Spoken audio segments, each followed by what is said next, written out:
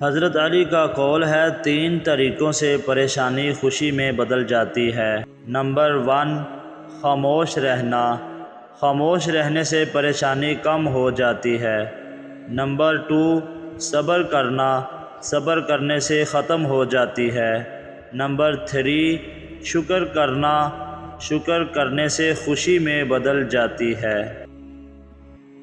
تمہارے نفس کی قیمت جنت ہے، اسے جنت سے کم قیمت میں نہ بیچنا۔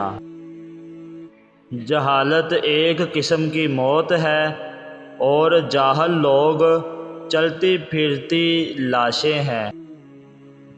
ہر انسان کی عزت اور اس سے محبت کرو، کیونکہ ہر انسان میں خدا کی کوئی نہ کوئی صفت موجود ہوتی ہے۔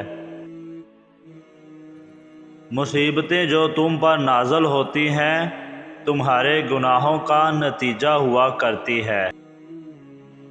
ایمان اور حیا 2 ایسے پرندے ہیں کہ اگر ان میں سے ایک اڑ جائے تو دوسرا خود ہی اڑ جاتا ہے۔ زندگی جینے کے 2 ہی راستے ہیں، بھول جاؤ انہیں جن کو معاف نہیں کر سکتے، اور معاف کر دو انہیں جن کو بھول نہیں سکتے۔